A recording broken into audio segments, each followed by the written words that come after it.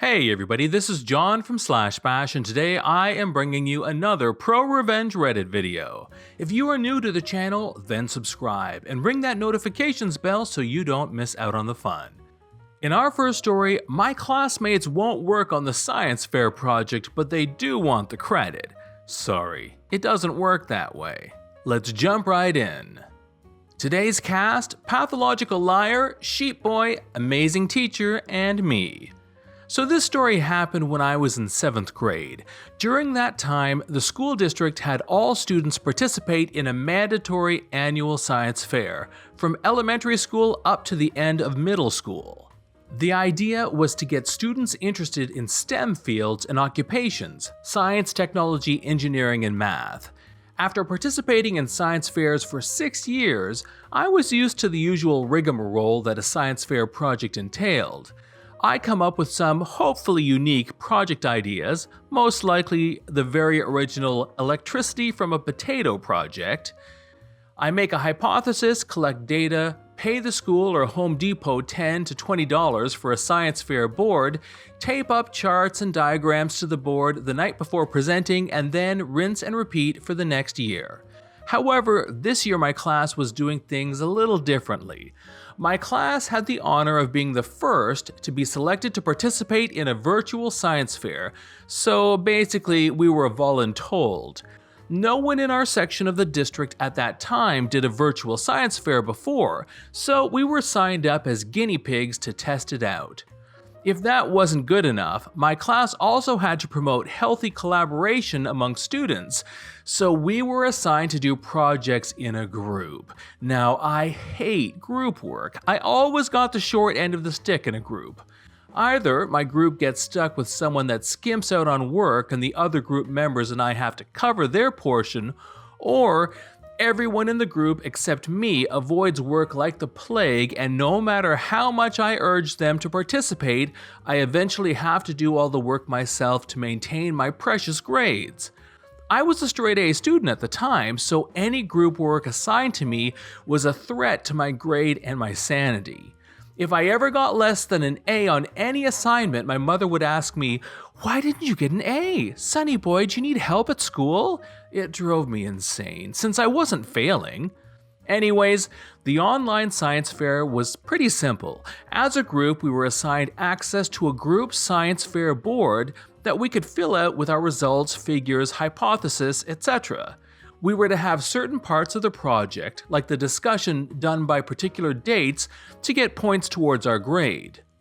The overall project was due in 2 months, and then we were to give a presentation. Amazing Teacher was brilliant. She wanted us to record our project progress in a composition book in tandem with the online portion, which she would review during our presentation in 2 months. I believe this was to help us keep track of notes in case we forgot to log them into the computer later, but it was used by me as a tool in my revenge. I was paired with Pathological Liar and Sheep Boy, who I was kind of friends with. We brainstormed and settled on testing the performance of an individual in exercise before and after they drink an energy drink.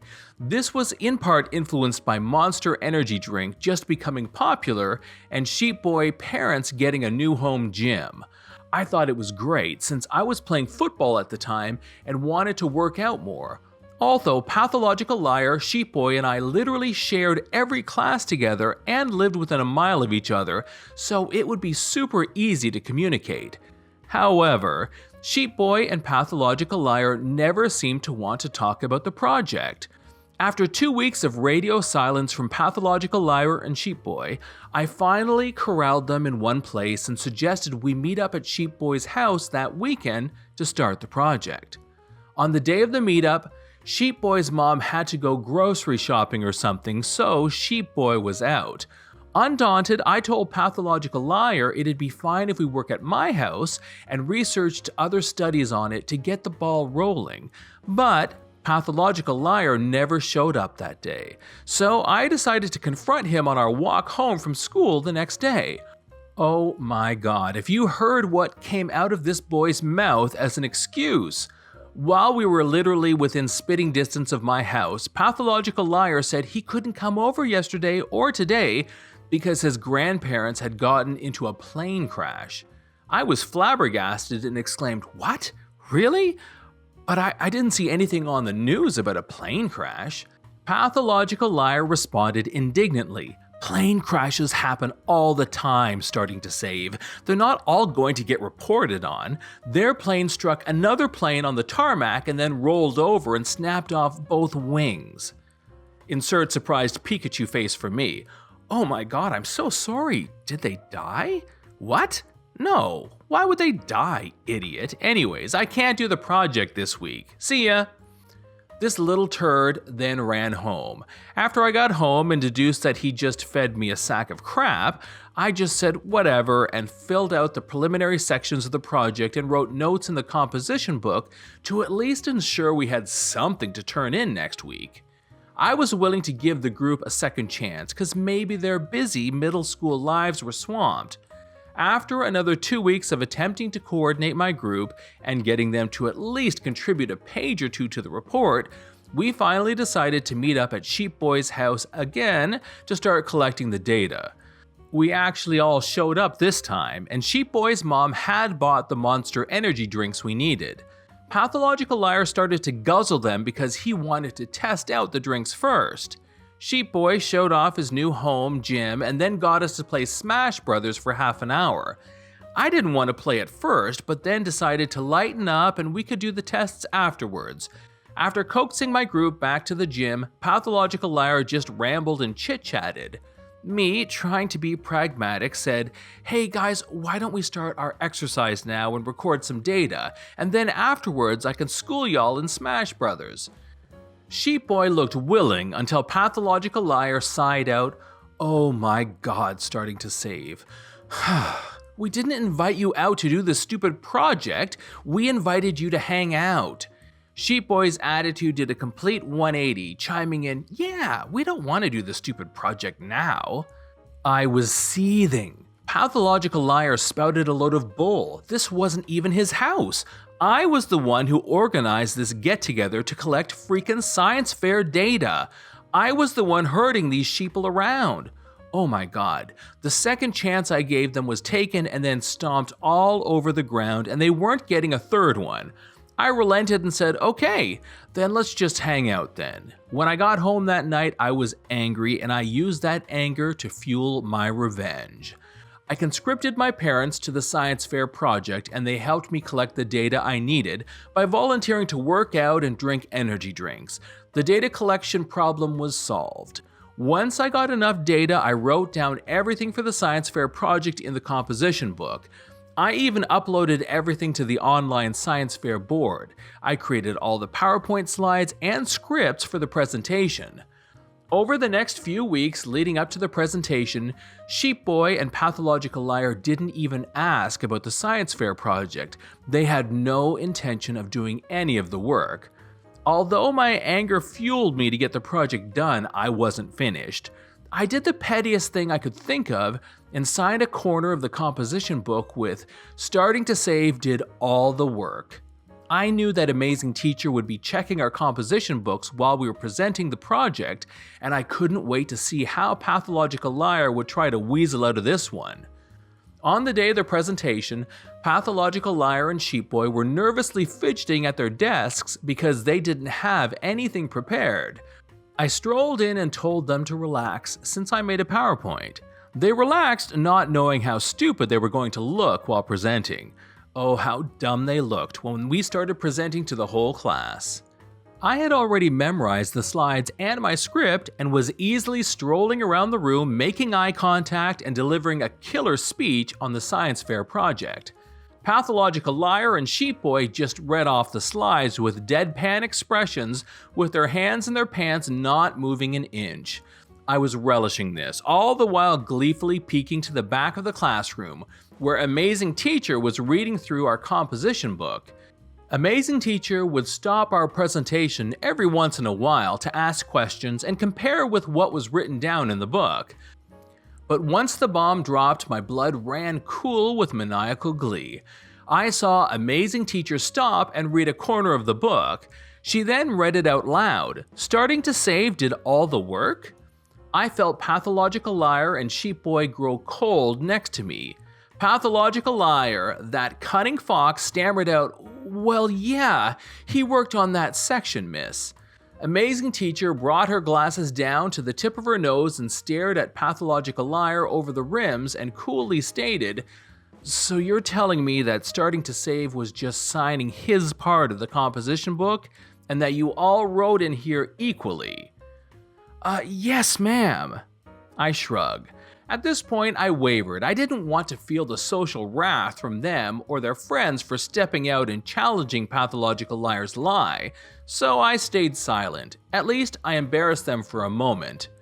After my crowning achievement of embarrassing Pathological Liar and Sheep Boy, I thought nothing would really come from it, but boy, was I wrong. After grades were released for the project, I was totally bummed out that I got a 96%. It wasn't the perfect A that I was hoping for, and knew my mother would be asking me, "Why didn't you get an A+? Why didn't you get 100%? But then Sheep Boy and Pathological Liar ran up to me with their eyes wide with terror, asking, "What did you get for your grade?" I got a grade? Why? This is how my snarky butt avoided answering questions on my grade. Sheep Boy got a 66% and I got a 48%. I was shocked to hear that, and then I figured out that Amazing Teacher must have interrogated my group mates on the project separately and awarded them grades they deserved. Oh my god, my petty revenge tanked their grades. The science fair project alone was 25% of our total grades that year. I was so grateful that Amazing Teacher saw my frustration and punished them. In story number 2, when Chad badmouths his own department and director, he didn't expect that he was going to be the one to have to defend them. This is a true story, names change, many years ago, yada yada yada. Chad was an engineer with a planning and support department for a portion of his company's infrastructure that impacted virtually every other part of the company. Unfortunately, Chad was a real butthole. During less than a year with the company, he had thoroughly trashed everyone in his department to anyone who would listen. He talked about their incompetence, their screw-ups, which were generally minor, and most importantly, their failure to properly support the very mission-critical infrastructure they were responsible for. Every hiccup that occurred, however minor, was used as ammunition. What Chad told everyone who would listen eventually made it up to the managers and directors throughout the company. That wasn't enough, though. Chad made the mistake of trashing his own director, who was also his manager.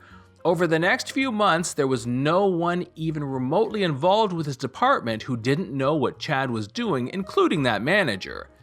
Chad's manager and director was Tim, a pretty crappy manager by most measures. He paid about 40% less than the industry average and had a staff of B and C players because of it, but he nevertheless expected absolute dedication from that staff. If he could have had them wash his car and pick up his dry cleaning, those things would have been added to their job descriptions. Tim was also pretty poor when it came to understanding what his own staff did and routinely made things up about their work while talking to other people. Everyone involved knew he was full of crap because what he said made no sense at all. Most rolled their eyes, but people also knew that Tim was a force to be reckoned with. Despite his shortcomings as a manager, the one place Tim excelled was corporate politics. He was able to consistently come through failures without a scratch when those failures would have sidelined anyone else. Tim would deftly play opponents off one another, then stand back and watch the fireworks. He had been at it for years and seemed to have a Teflon coating. Crap that stuck to everyone around him would slide right off. Tim, of course, knew exactly what Chad had been saying. Eventually, Chad's trashing of his own department became so severe and their reputation so tarnished that a large directors' meeting was called to discuss the situation. The other department directors were out for blood. Enter Tim's proRevenge. Tim tasked Chad, the very person responsible for the company gossip that resulted in the high-level meeting, with the job of putting together and then presenting a formal defense against his own gossip. Chad had to spend the next couple of weeks creating a formal presentation and repeatedly submitting it to Tim for approval. The meeting rolled around and Chad was forced to stand up in front of a large group of company directors and managers and formally defend his own manager and department. Everyone at the meeting knew they were only there because of what Chad had been saying, and they sat back and watched him tear himself apart and prove the things he himself had been telling everyone were flat out lies. Of course, Tim and his department came through completely unscathed, but Chad was thoroughly discredited throughout the company and knew it. He left that company for another within 6 months of that meeting, and last was heard bad-mouthing everyone involved with his new company. This is John from /bash. Please hit that like button to help with the YouTube algorithm and make sure you've subscribed and have notifications on so that YouTube can let you know when my next video drops. Thanks for watching, and we will see you in the next one.